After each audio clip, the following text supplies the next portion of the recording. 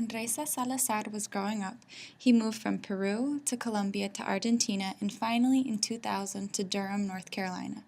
Reza says his family arrived before the influx of Latino immigrants, and at that time there were just two racial groups that didn't necessarily get along, the blacks and the whites. Nowhere was this segregation more apparent than at lunch. Reza had a choice to sit with the white students or the black students. He sat with the black students, and despite his limited English, he says, they accepted me. This was his introduction to American culture, and he began to assimilate.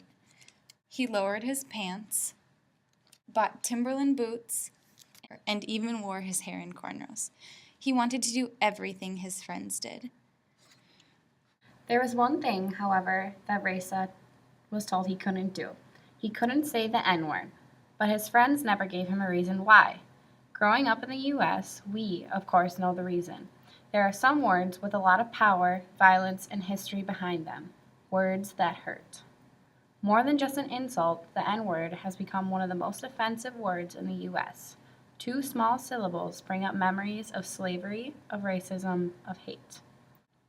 But Reza heard his friends using the N-word all the time. That's because without the R, the N-word transforms. It becomes a word of affection, of friendship. The word has been reappropriated.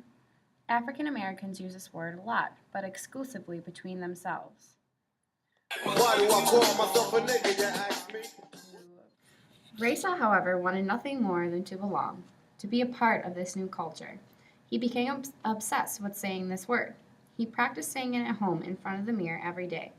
At 15 years old, the most important thing in his life was to say the N-word. Finally, he did. He got to the cafeteria. He sat down. It was toward the end of lunch. He turned towards his best friend and said, "Hey, what's up, my nigga?" Oh yeah, what's up, my nigga? Y me dio la mano y era como que sí, por Dios.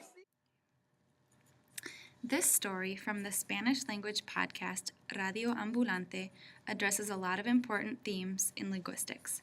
Language change, language and power, language and culture. There's a lot to talk about in this story.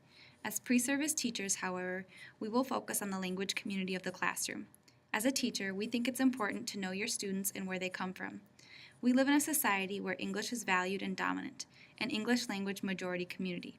Some of our students, like Reza, or the African American Ebonics speakers in the story, may belong to a language minority community where their native language or dialect is not valued in society.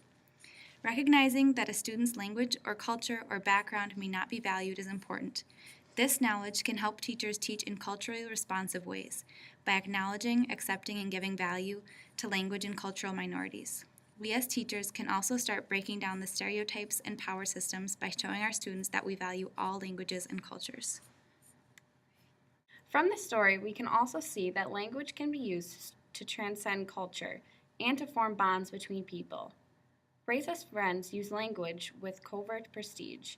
The N-word was valued in their speech community.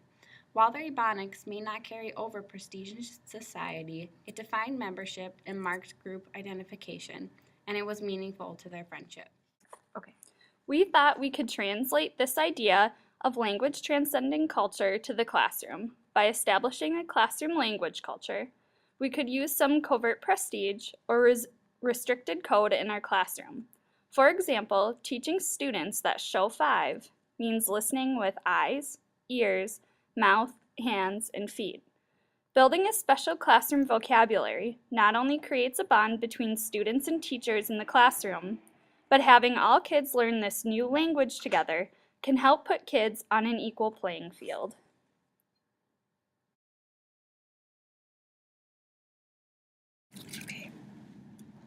Throughout the semester, we feel we have learned to take more of a descriptive approach to language. Knowing that language is tied to culture and sense of self-worth makes it important for teachers to accept all languages and dialects in the classroom. Sit, right? And put it on YouTube, and then don't take it down to.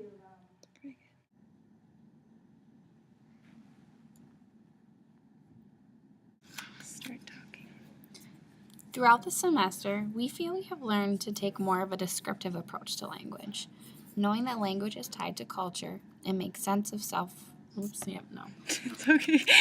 You were like moving closer and closer to me.